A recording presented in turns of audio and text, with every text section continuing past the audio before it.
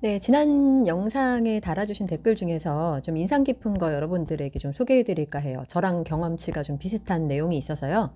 EJCIN님께서 이런 말씀 하셨어요. 영상에서 좋아하는 것을 찾으면 책으로 확장되기도 해요. 해리포터 영화를 여러 번 반복해서 보다가 해리포터 원서로 집중 듣기까지 하고 있다고요. 예, 원래 책은 그 정도 난이도를 본 건 아니었는데, 네, 해리포터로 자연스럽게 넘어가셨다고. 예, 그래서 한글책도 보았습니다. 네, 한글책으로도 몇백 페이지나 되는 거를 여러 번 읽더라고요. 네, 이렇게 말씀을 해주시네요. 그러면서 이제 좋아한다는 게 이런 것이구나, 라는 거를 느꼈다고 말씀을 해주셨어요. 하이파이브 해드리고 싶네요. 예, 왜냐면 제 경험하고도 너무나 비슷한 맥락의 이야기거든요. 그러니까 그 가끔 이제 제가 아이들을 이제 독서 지도를 하면서 느꼈던 것이 바로 이런 부분이었습니다.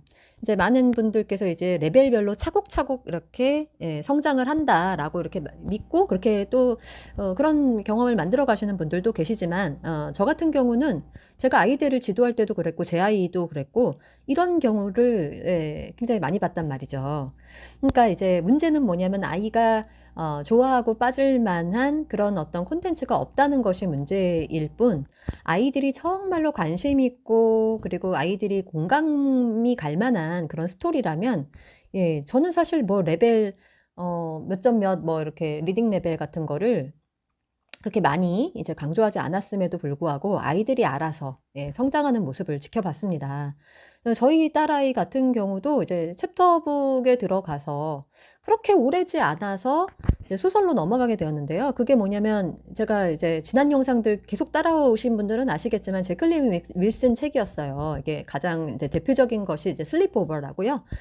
잠옷 파티라는 책인데요. 제가 종종 말씀드렸죠. 그러니까 사실은 그렇게 좀 두꺼운 책을 아이가 볼 정도의 능력은 안 되었던 시기였는데 이제 슬리퍼버를 보더라고요. 예, 그래서 이제 챕터북을 뭐 몇 년을 해야 된다, 몇 권을 읽어야 된다라는 어떤 그런 기준이 없어도 왜냐면 그 내용이 너무 재미있기 때문에 슬리퍼버라는 그 책의 내용이 저도 이제 벌써 오래됐네요. 기억이 자세하게는 안 나지만 친구들 간의 어떤 관계에 대한 문제였어요.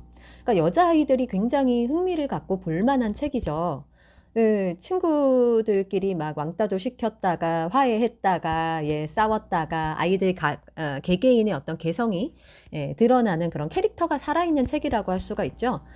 그러다 보니까 당연히 그 또래 문화에 대해서 깊은 관심을 가지고 있을 터라 초등 시절이 그렇잖아요. 예. 그래서 스쿨 스토리 같은 게 굉장히 인기가 있는 이유가 있답니다.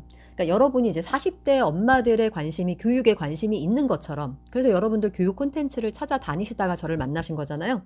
그런 것처럼 아이들은 이제 스쿨 스토리, 혹은 친구들 간의 관계, 아무리 뭐 공부를 좋아하는 아이도 이렇게 친구들 간의 관계에 대해서 관심이 없는 친구는 없을 거예요. 아무리 아싸라고 하더라도 인싸들의 세계가 궁금한 법이거든요. 그리고 그 아싸라고 하더라도 아싸만의 세상을 존중해주는 그런 스토리라면 아이들이 당연히 이제 빠져들 만한 스토리라고 할 수가 있습니다. 이분의 경우에도 당연히 이제 해리포터 영화를 여러 번 반복해서 이제 재미를 느낀 거죠. 그러니까 볼 수밖에 없었던 거고. 그러다 보니까 이제 원래 이제 책은 그 정도 난이도는 아니었는데 이렇게 건너뛰게 되었다. 자연스럽게 넘어갔다라는 말씀이 저희 아이랑 굉장히 비슷합니다. 예.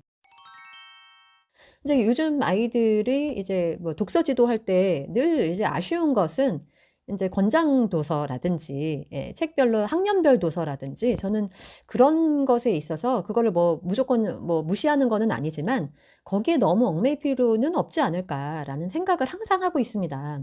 그래서 이제 오래됐으니까 제가 옛날 영상에서 말씀드린 내용들을 최근에 다시 말씀드리자면 저희 둘째 같은 경우도 초등학교 2 학년 때 선생님께서 이제 고전을 읽히는 것에 관련된 초등 시절의 고전 읽기에 대한 어떤 열풍 같은 게 있었던 것 같아요. 그때 당시에 저도 그런 책을 읽었던 기억이 나거든요. 근데 그 담임 선생님께서 아침마다 아이들에게 뭐 완전히 초등학교 2 학년이기 때문에 원작은 아니지만 원작은 아니지만 이렇게 축약본으로 된 고전 소설들을 읽어 주셨어요. 뭐 노인과 바다, 오페라의 유령 뭐 이런 것들이 그렇게 아이에게 흥미를 불러일으킬지 저는 미처 생각을 못 했던 거죠. 모비딕도 그렇고. 근데 그런 책을 저한테 어느 날 와서 둘째가 사 달라고 하는 거예요. 예. 굉장히 놀랐어요. 그래서 '아 이렇게 책을 읽어 준다는 것의 힘이 이렇게 큰 것이구나.'라는 생각을 좀 하게 되었습니다. 그러니까 약간 이렇게 스토리 자체가 뭔가 흡입력이 있다면, 그리고 그것이 흥미를 주는 것이라면 아이들은 이렇게 조금 내 수준보다 좀 높은 책이라고 하더라도 그것을 이제 즐길 수 있는, 어떻게 보면 이제 마음이 되어 있는데, 너무 이제 어른들이 어떤 레벨 하나에 너무 예민하게 생각을 하셔서 '이거는 아직 우리 아이한테 안 되지 않을까?'라는 생각으로 이제 좀 기피를 하시다 보면 아이들이 고를 수 있는 폭이 그만큼 줄어드는 셈이잖아요. 그래서 제가 제 책에서는 이제 "울타리를 쳐 주시려면 좀 넓게 쳐 주셔라."라고 말씀을 드렸던 의미가 바로 이런 의미랍니다.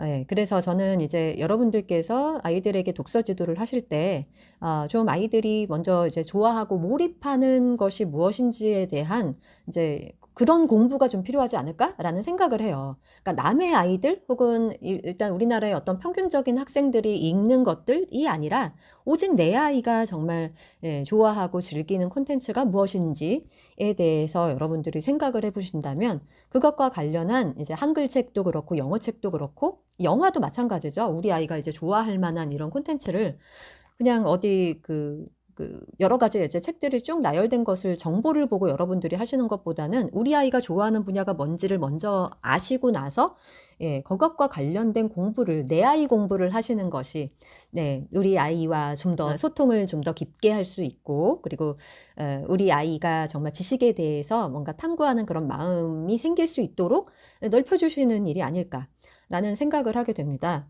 그래서 여러분의 의견도 좀 나누어 주세요. 네. 그래서 물론 이제 단계별로 이렇게 차곡차곡 가는 것도 의미가 있죠. 그게 완전 초반에는 조금 뭐 우리가 기본적인 단어도 좀 알려주시고 여러분들이 책을 읽어주시면서 하는 그런 작업들을 좀 하셔야 되겠죠. 근데 그게 별거 이렇게 해가지고 어느 세월에 해? 여러분들은 그런 생각을 가지실지 모르겠는데, 이것이 이제 차곡차곡 쌓여서 한 수개월, 한 1년 정도만 가도 아이들이 조금 좀 더 폭넓게 콘텐츠를 즐길 수 있는 이제 그런 뭐 단계라면 단계? 그런 어떤 상황이 생기더라고요. 그래서 이제 이런 부분은 물론 이제 모국어 습득 방식인 경우에 영어 영상 보기로 좀 더 굉장히 좀 다양한 콘텐츠가 같이 이제 겸해서 갔을 때 그렇다는 말씀이고요. 네. 우리말은 어떻겠어요? 우리말은 우리 아이들이 태어나서부터 지금까지 굉장히 많은 양의 이제 대화를 듣고 어느 정도 우리말 모국어 능력이 생긴 친구들이기 때문에 저는 우리말의 경우에는 더더욱 조금 더 부모님께서 옆에서 가르쳐 주시면서, 제가 이제 계단을 놓아 드리는 거라고 스캐폴딩이라고 표현을 했었죠. 비고츠키의 이제 교육심리 이론인데요. 그래서 이렇게 부모님들이 뭔가 이제 지렛대가 되어 주셔서 아이가 잘 읽을 수 있도록 뭐 단어도 알려주시고 뜻도 알려주시고 맥락도 알려주시고 뭐 그런 방식으로 간다면 수준을 뛰어넘을 수 있는 읽기를 할 수가 있다라는 것을 오늘 이 댓글과 더불어서 저의 생각을 한번 여러분들께 전해드리고 싶었습니다. 아이들은요, 일단 뭐 재미를 좀 느끼면요, 부모님이 그렇게 많이 이제 강요하지 않아도 아이들이 스스로 하는 것 같아요. 그래서 일례로 이제 뭐 독서 기록장 같은 경우도 학교에서 이제 주어지는 어떤 숙제같이 이제 여겨지면 아이들이 그거를 되게 억지로 하게 될 거잖아요. 근데 제가 예전에도 영상에서 이렇게 보여드렸지만, 저 같은 경우는 학교에서 이렇게 나누어 주는, 이제 영어로는 이거를 이제 그래픽 오거나이저라고 해서 생각을 조직하는 어떤 그런 맵 같은 거잖아요. 마인드 맵처럼. 그런 어떤 독서 기록장이 또 굉장히 콘텐츠도 굉장히 다양하게 이렇게 되어 있는 책들을 학기 초에 나눠주고 아이들이 자유롭게 이제 작성할 수 있도록 하는데, 이것이 뭔가 과제가 되고 숙제가 되고 하게 되면은 아이들은 그때부터는 흥미를 느끼지 못하는 것 같아요. 근데 저 같은 경우는 그냥 아이가 재미있게 느끼는 것이 있다면 그거를 그냥 자연스럽게 독후 기록장을 에다가 이제 기입할 수 있도록 해 주었어요. 어떨 때는 그 폼 자체가 아이가 마음에 안 들 때는 우리 아이가 직접 따로 이렇게 만들기도 하고 그렇게 해서 좀 활용을 했더니 아이가 그런 흥미를 따라서 자기가 읽는 콘텐츠에 대해서 한번 표현하려고 그림도 그리고 막 하면서 노력하는 그런 모습들을 보아왔습니다. 좀 그런 어떤 밖에서 주어지는 어떤 의무감이나 뭔가 이렇게 정형화된 어떤 규칙 같은 것에 너무 얽매여 있다 보면은 아이들의 생각이 좀 더 확장이 되고 예, 창의력이 생기는데 오히려 이렇게 방해가 되는 측면도 있기 때문에 저는 조금 이제 학교에서 독서 시상을 할 때에도 좀 그런 면들을 고려해서 좀 뭔가 좀 바뀌어야 되지 않을까라는 생각을 해요. 너무 이제 권수에 집착한다든지, 예, 뭔가 권장 도서에 너무 집착한다든지, 뭐 그런 어떤 분위기에서 좀 바뀌면 아이들 개개인의 성향에 맞는 교육이 더욱더 가능해지지 않을까라는 그런 생각을 항상 했어가지고, 예, 이 댓글을 보면서 그 생각이 나서 여러분들께 이 생각을 예, 전하고 싶습니다. 네, 오늘도 시청해 주셔서 감사드리고요. 저는 또 다른 이야기 가지고 또 돌아오는 걸로 하겠습니다. 감사합니다.